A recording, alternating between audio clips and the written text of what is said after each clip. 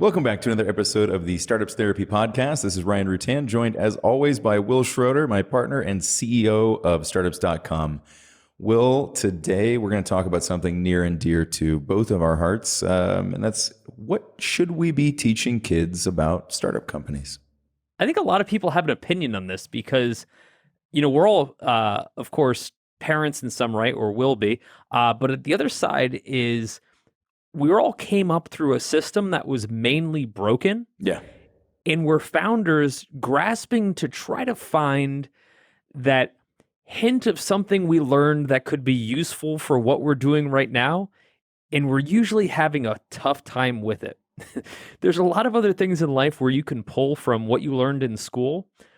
Being an entrepreneur usually isn't one of them. In fact, it's the common broken narrative that everything I needed to know about entrepreneurship, I learned somewhere else. Yeah. You know that box of cables that's in everybody's parents' basement where you've saved every cable ever and you want to go through and you want to find something useful? It's never in there. You just never find it. Yeah, man. And I think the conversation has gotten to the point, among the world stage really about kind of the state of education, et cetera, that it's almost laughable. I mean, every country kind of has its own version, but, in the United States, which is the education system we're going to talk about mostly today, although you'll probably have some comments about what things look like out of the country. Yep. I think part of the dialogue has been around what is the future that we're preparing kids for, and what the hell are we teaching them right now? Because it's certainly not based on the future. We're largely teaching within a program that was designed 50 plus years ago and without a lot of changes. And it's, I'm not saying change all of education, but I'm saying as it relates to teaching kids to become founders, there's a whole other world that we need to consider. And I think it'd be fun to kind of unpack that today. Yeah, I agree. And look, like you said, we're not down on education, and we understand the plight of education, right? Which is that you're trying to take kids and prepare them for something in a future that you can't see, right? A lot like building a startup company. We're doing things under terms of high uncertainty, and it's really unclear what the skill sets that will be required to be successful in the future will be. But I think you and I will both agree that giving kids this entrepreneurial mindset and problem solving and wanting ownership and wanting to build things and being curious has to work at least as well as preparing them for an industrial economy that no longer exists. Well, let's start with the fundamentals, because I think, again, people have pretty strong opinions about how kids should be taught or kind of what's broken in the system, et cetera. What I think we should discuss first, kind of just setting the stage, is why kids? When we're talking about kids, we're talking about kindergarten through, say, 12th grade. Why is it important that we're teaching kids entrepreneurship? And what is it about entrepreneurship that isn't just about getting a job? What are some of those kind of core developmental skills that we want to hone that, again, aren't necessarily about whether you become a founder of a company? I would argue if I had an entire school of kids that I was teaching about entrepreneurship and not a single one started another company, they would be 100x more effective in just about any other job they would go into because they would have so many core skills. I'd agree with that, hands down. And I think the other thing, Ryan, and you and I have talked about this in the past, the reason I think we need to start as early as possible is because we need to start with a foundation, which says early in life, when there's an idea in your head, we've taught you a mechanism to get it out of your head. Full-grown adults don't have those mechanisms. Kids definitely don't have them. If I'm thinking, hey, this would be a really cool video game concept, but I have no idea how to get that concept out of my head and into an actual video game, or I see that this is a really cool toy I would have loved to develop. When I was a kid, if I could have created my own G.I. Joes, I would have been all about it. Right.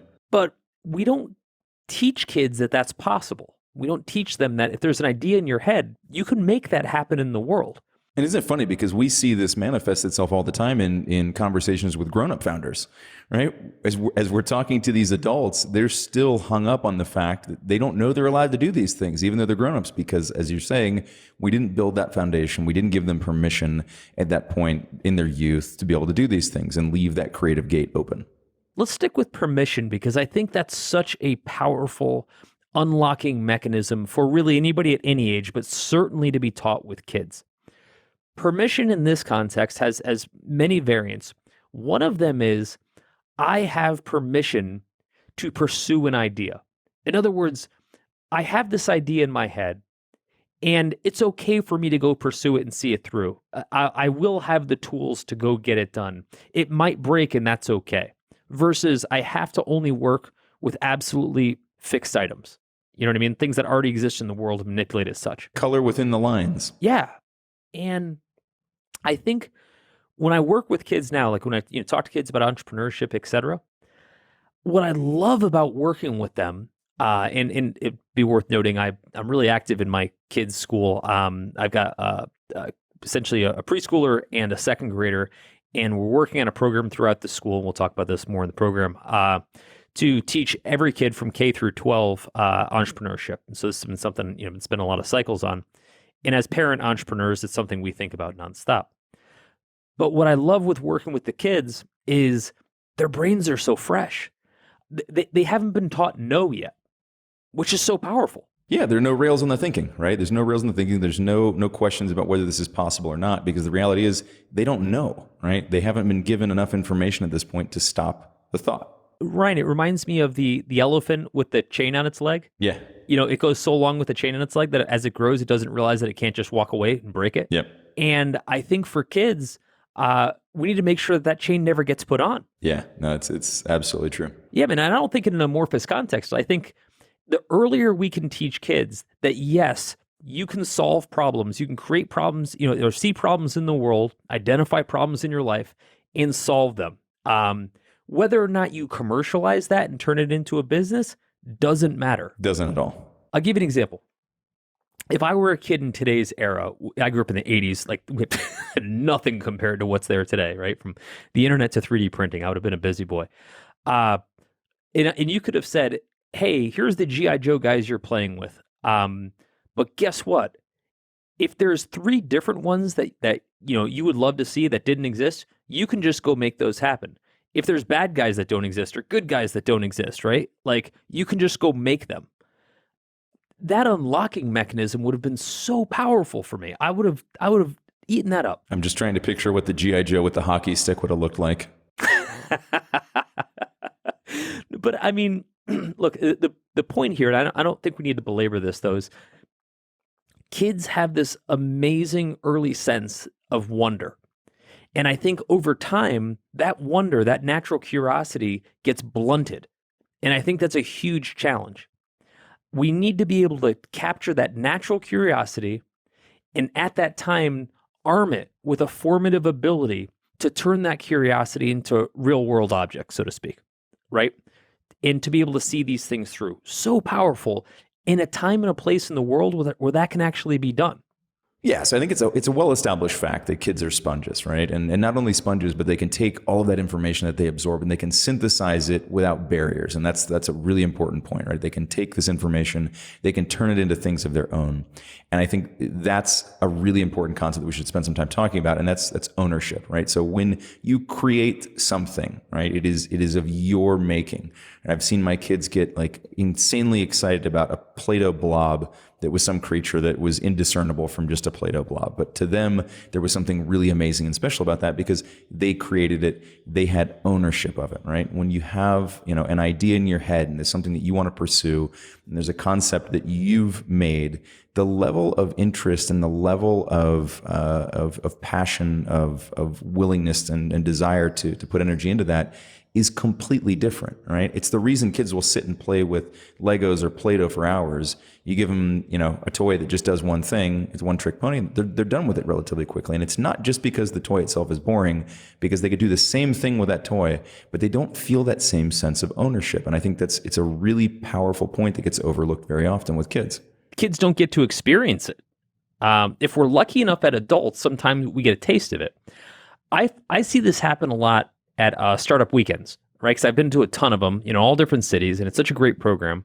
And if you're not familiar, it's a program where essentially people all get together, a bunch of strangers at a local facility, and they spend 54 hours working on an idea together. At the end of the 54 hours on Sunday night, They pitch that idea to a mock panel of judges, and they say which one's best. But by Sunday night, the people talking about their ideas aren't talking about a job. They're talking about something that they own. They feel like it's part of them. In fact, if you rip into the idea, if you're one of those mock investors, Shark Tank style, that kind of rips into the idea, they take it very personally. And I love that because they have ownership. And I always think to myself, Ryan, I think, what if more and more people in the world had true ownership of what they're working on? And I'm not talking about equity ownership. I mean like personal vested stake. The way we have personal vested stakes in things like our kids, I hate to say it, our pets. When I say I hate to say it, I don't want to compare kids and pets, but people very, very strongly about their pets, right? That deep personal connection that goes beyond that this is just some product or business. I think giving a kids a taste of that early on is something that you can't reverse. You can't put that toothpaste back in the bottle. And I think it's one of the most powerful things that kids can learn and take with them, no matter what they do with that as they move forward. Where do you think this starts to break down? Like if we want to go back and kind of compare that to the educational systems we were talking about at the top, where do you feel like there would be some easy points for them to do this, and why aren't we? I guess that's one of my big questions is always, why isn't this already happening? Like, this doesn't seem, I mean, it seems obvious to you and I because we spend day and night thinking about these things, but why isn't this obvious to the educational system? Why aren't they thinking like, hey, we need to give kids more of a chance to take ownership in there? And there are some things now where you got these, children directed learning paths and things like that, but it's still very much a choose your own adventure type thing rather than a write your own damn book, which is not the same thing. Ryan, when you and I were growing up many moons ago, the whole concept was there's like 12 jobs out there and you have to pick which one you want, yes. Right? That was pretty much I still remember the results of my last aptitude test that was supposed to point me towards my careers. I was either going to be a forest ranger or a lawyer. That's so specific, right? Well, but think about that. So we weren't designed as an educational system to set people up for just infinite creative freedom. It was kind of like, more of a put people into particular types of jobs that all made sense at that time. And to be fair, it worked pretty well. Society as a whole did just fine. Our issue is just that things have changed so much that same system doesn't work the same. When we want to talk about why are we still teaching it, if we wanted to kind of zoom out and say, what's broken, I think there's some straw men that we have to kind of like take off the table. When people say, oh, teachers don't see it, I've never spoken to a teacher that doesn't see it. Right? It's never seemed to be a problem to me. Administrators don't see it. I haven't talked to all the administrators in the world, but generally speaking, whom I've talked to, it seems pretty odd. It's one of those things like everyone sees it, but actually making the change is dramatic. And this is the twist here. I don't think in the near term, let's call the near term the next 5 to 15 years, that the change will happen at a purely, call it bureaucratic level, whereby all the levers get moved at once. But that doesn't mean the change can't happen. I believe the change has to happen among the parents, founders, like the folks listening to this podcast. I think we all have to suit up in the same way. If there was nobody teaching our kids' soccer team, we would jump in and coach the soccer team. We've got to bring entrepreneurship. We've got to bring some of that extra level of education and our expertise and experiences to the table. Like we've got to show up and integrate. There's no other way to do it. I like that so much. So there's something that I want to stick on there for a second, and that's this the concept that you brought about. If nobody's coaching the soccer team, then you jump in and coach, right? Because I feel like, saying to get the parents involved, and I think that as entrepreneurs, we tend to do this anyways, right? With our own kids, at least. And maybe, some of the close friends. But I think that when you said that, what it sparked in me was this thought that there needs to be something more formal going on here, right? And I don't know if we need a startup league, a startup little league, but something along those lines, right? Where it's not just happening through osmosis, because my kids are going to get that. Your kids are going to get that, right? They're going to see what we do. They're going to hear about the challenges. They're going to see the upside. They're going to see the downside. They can ask us questions. They've got access to us all the time. So they, through osmosis, are going to pick up a lot of these lessons. But that doesn't spread the concept of entrepreneurship at scale. And I also agree with you that this isn't all of a sudden like, you know what? Common Core is dumb. Let's teach entrepreneurship, right? It could be true, but like you said, it's not likely to happen. So I think that it will begin with more grassroots efforts, but I do also think it's important that we push it towards the educational system. I don't think it's enough to say, okay, for a lot of reasons, and I'll get into a couple of them in a second, I don't think it's enough to simply say, let's just do this outside the educational system. And I think there's a couple dangers there. One, lots of kids are going to get left behind, right? They're not going to get exposed to it in the way that they should. Two, my kids are already really busy, right? At third grade and kindergarten, my kids are already very busy. So the idea of like layering on more things beyond what they're already doing inside that day, especially when I look at the day and I say like, most of this is good, but there's certainly a lot that we could do differently and spend that time more effectively in terms of preparing them for what actually comes next. So I like the concept of treating this more like a team sport, not necessarily from the aspect of teams, but at least from the aspect of if you have these skills, you do owe it to yourself, your community, and the kids to get in there and do something about it. Let me just explain then. If we're talking about a little bit of an instantiation, let me talk about how I'm doing it. So last year, when my kids transferred to a new school, I talked to the administrators about where is entrepreneurship in this program, in the curriculum. And to be fair, it's a private school. It's a super advanced school, night and day versus the public school that they were going to before. So again, I don't want to overlook this. I was a public school kid myself. When we tried in the public schools to get some things moving, it's funny, we were in LA County schools, which had all shut down at the time. It was a total disaster, like trying to get things moved, the public schools, the bureaucracy. And by the way, like the teachers all meant well, all the administrators meant well. They wanted to see stuff happen. It just, their hands were pretty tied. But here's what's interesting, and I just want to frame this. We ended up in a private school for litany of reasons. And the private school says, what do you want to do? Whatever you want to do, just suit up and go. And I said, I want to teach entrepreneurship. I want to build a preeminent entrepreneurship program at this school. They said, wonderful, you start tomorrow. And just like that, a week later, I'm sitting in classrooms talking to kids about entrepreneurship. To set the stage, there already was an entrepreneurship class, like a math class that students were already in. So it wasn't like I just created the class. It was already in session. But here's the thing. In the progress bar of this effort, all of that's like 5 to 10%, an important 5 to 10% because it's happening. But what I propose back to the school and what we're working through right now is let's figure out how to get entrepreneurship introduced K through 12. This is a K through 12 school, incidentally. Let's create an incubator inside the school, not because we're going to create tons of companies, but because we have clubs for everything, right? There was a chess club, there was an AV club. Why isn't there an entrepreneurship club? In some high schools there are.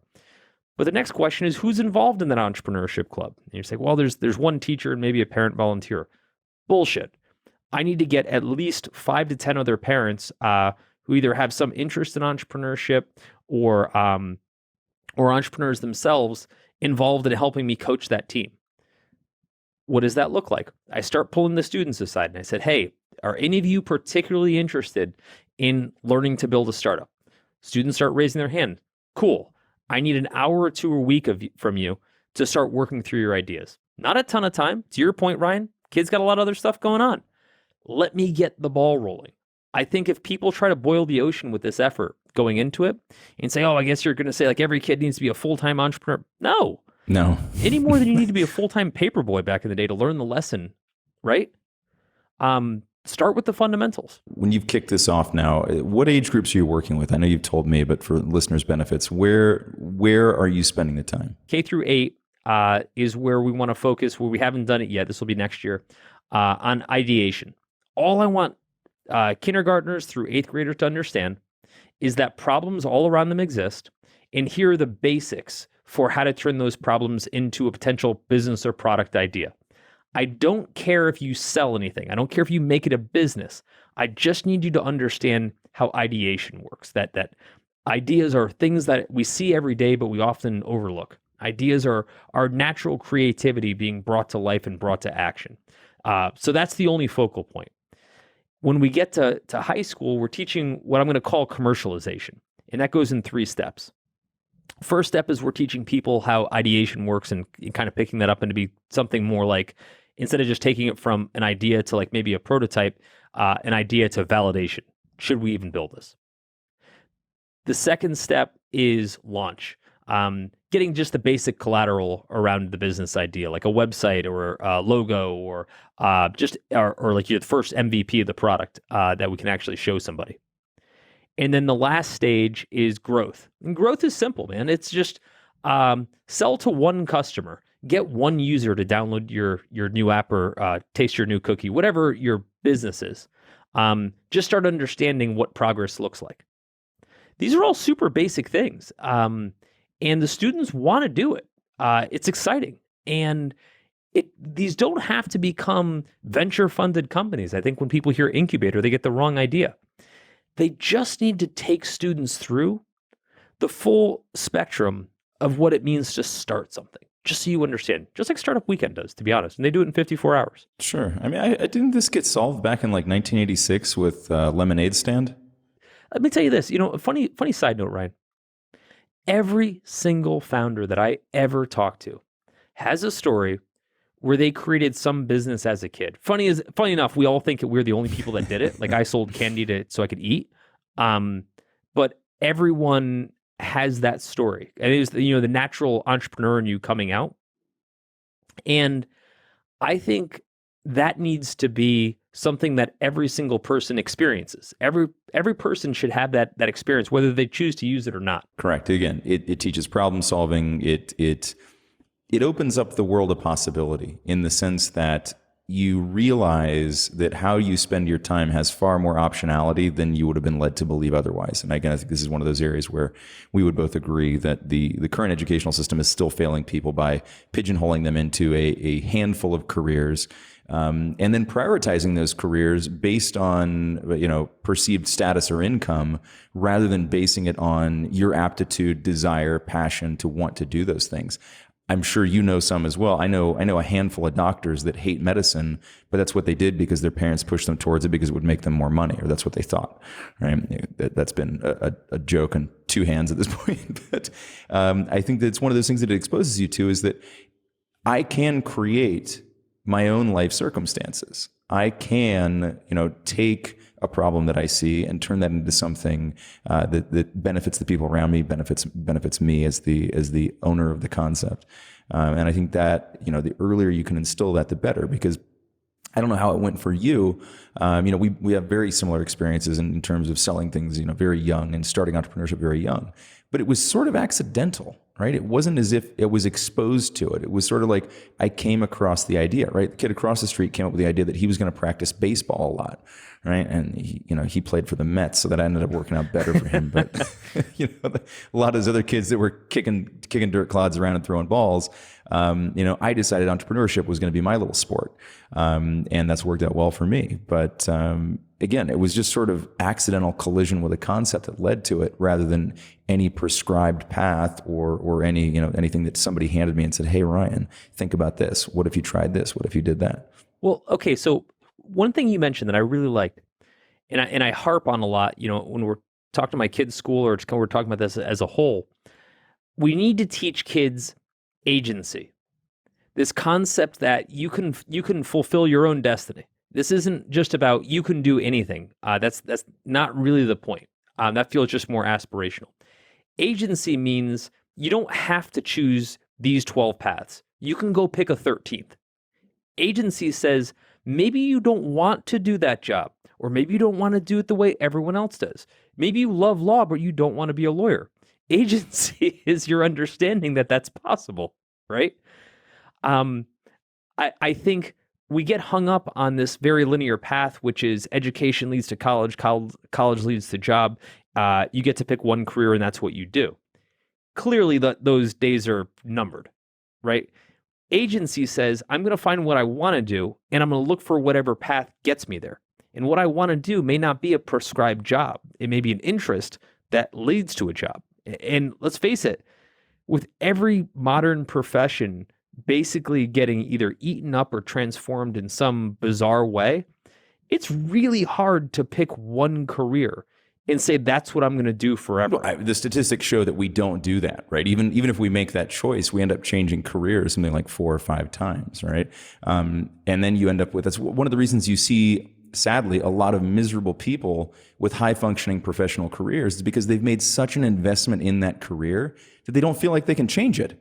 Right, I'm stuck with this now. I've spent, 12 years of K through 12. Then I spent 4 years of undergrad, another 4 years of residency to get my my medical degree. 4 years of medical school, 2 years of residency, maybe a surgical residency. And so now you're 20 plus years in. You're not going to turn around and say, you know what? I think I really would just like to be a wood carver, right? And maybe that is what you wanted to do, but you can't at this point, right? The sunk cost fallacy starts to kick in, and you're trapped by your own decisions, which were largely made for you, right? At some point in your life, which is just an absolute pity. Kids will go into the world with whatever we teach them. So it's incumbent on us to determine what that's going to be. If you're listening to the podcast and you're one of a billion frustrated founder parents saying, yeah, I agree with all of this, but how do I make this happen? I'm going to go back to what we said a minute ago, Ryan, which is I don't think all of it has to be a sea change in the, say, the public school or even private school curriculum. Yes, that would be great, and maybe someday that will happen. In the interim, though, I think a lot of it is stuff that we can do with our kids and for other kids if we have the cycles to do it, whereby we sit down with them and say, hey, there's a few things I need to teach you, and I'll teach you the requisite skills. Again, I need to teach you agency so that you know that you can actually go try and do other things and pursue things that you care about, not just things that you're good at, which hopefully are one and the same, but aren't always. The second is I need to teach you, natural ideation. I need to teach you that things can come out of your head that can become what you go and do for a living. You don't have to just look at the world as it stands now and pick something. You can invent that world. That's a learned skill. A lot of people don't realize that. They think inventors are these people with this special Albert Einstein, special gift. Not true. Inventors are just curious people like the rest of us that figured out how to take that idea and get it out of their head. Everyone's an inventor. They just don't know how to use it. It's a skill. It's not a natural talent. Yeah, so let's circle back to something that you said a few minutes ago, Will, which is that the aim of these efforts, right, in terms of presenting more children with the knowledge of what entrepreneurship is and the skills and the mindset and good examples of how entrepreneurship works in the world. The end game here is not to turn every kid into a founder, right? We're not trying to make, an army of founders. Well, maybe an army of founders, but not a full globe of founders. I wouldn't mind an army of founders. I'm just thinking about what a wonderful hiring pool that would be at this point if this existed. I wish we'd started this 20 years ago so we could be hiring these kids as they came out of school now. But that said, what we're really talking about here is teaching them that there is a possible path for self-advocacy, for self-agency, for self-direction, and arming them with the knowledge that is possible, and also a set of hard skills that make it possible, right? Not just that, this is something you can achieve, but also here are some things that will actually let you accomplish that. Do we expect that every kid's become a founder? No, of course not, right? It's not for everybody, and it doesn't need to be.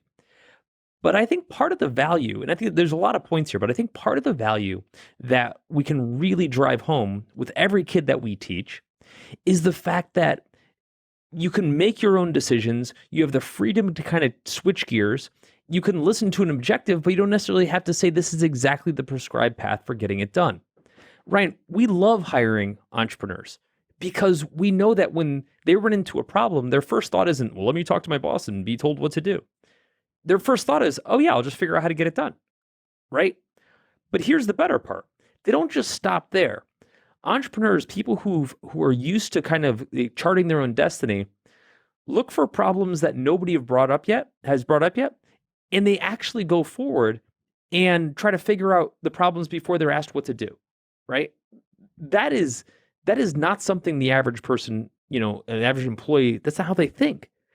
And so getting more people to think with that mentality is incredibly powerful, regardless of if they choose to use that information to go start a company. I mean, that's all well and good, but we need people with, more freedom and flexibility. I'm going back to that comment around having an army of founders, and I'm thinking that like if we've got roughly 30 million people out there building companies and trying to change the world now, like what happens if you shift that number to 60 million, right? To me, it feels like a better world. I don't know. What do you think? I mean, holy cow, right? I mean, one Steve Jobs was incredible. What happens when we have two?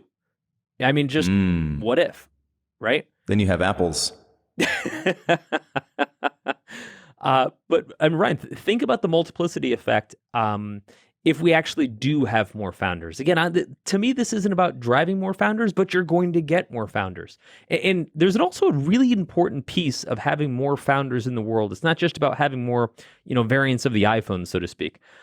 Having more founders in the world are about having more passionate people in the world, right? Not people that are just dreading their jobs and hating what they do, but have ownership in what they do. Right? You see this in every restaurant that ever gets opened. The owner of that restaurant, she's so passionate about her restaurant. She's not just like, oh yeah, I guess I'm serving food and this is my job now. She cares about every customer. She cares about every plate that goes out the door. She cares about every review that she ever gets. We need a world of people who give a shit about what they do the way founders do. And we need lots of them. I mean, Ryan, as far as I'm concerned, the world already has a ton of bored employees. We don't need to make any of those anymore. The world needs more passionate founders.